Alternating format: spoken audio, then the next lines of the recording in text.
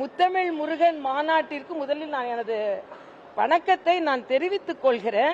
இத பத்தி ஏன்டா பேசாத, உன்னோட இங்க ஜாஸ்தியா இருக்கு. நாங்கெல்லாம் சுருட்டி உருட்டி சுருக்கி வச்சிருக்கோம். வாயில கொஞ்சம் மரியாதையா ஓடி.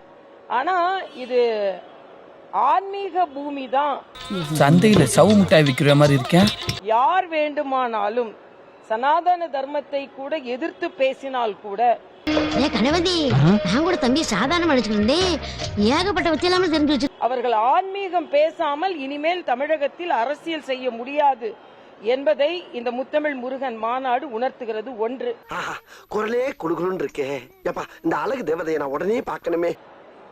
இரண்டாவது, ஓட்டுக்காக நாங்கள் எதை வேண்டுமானாலும் செய்வோம். நீ சும்மாவா? ஐயோ, உங்க ரெண்டு பேரோட பெரிய தலைவலியா போச்சப்பா. இதுவும் அதில் ஒரு யுக்தி தான். ஆக அதையும் அவர்கள் செய்திருக்கிறார்கள். இரண்டாவது, நாங்க உன்ன மாதிரி கொள்ள பைய பார்த்து.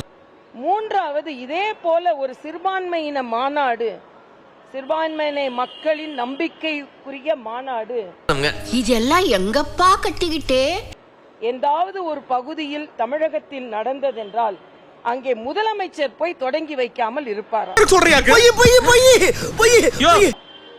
முதலமைச்சர் போகவில்லை என்றால் உடனே எழுதப்படாத துணை முதலமைச்சர் தம்பி உதயநிதி போய் உடனே தொடங்கி வைப்பார்.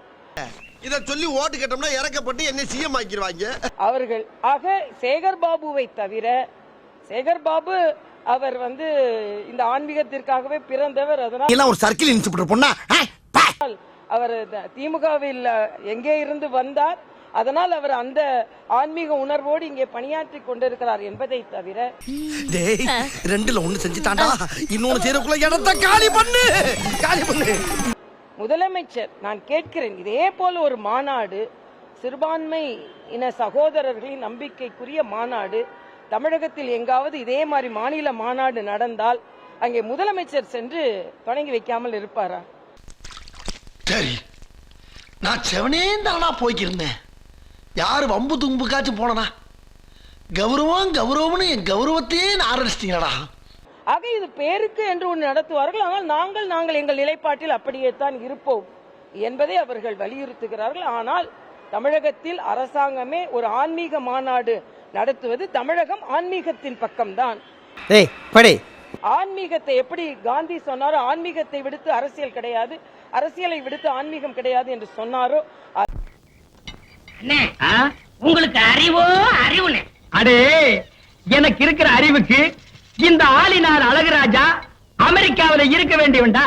அதே போல தமிழகத்தில் இவர்கள் பெரியார் கொள்கையை சார்ந்தவர்கள், பெரியாரின் கொள்கையையும் வழிபற்ற கூடிய காலம் வெகு விரைவில் வரும்.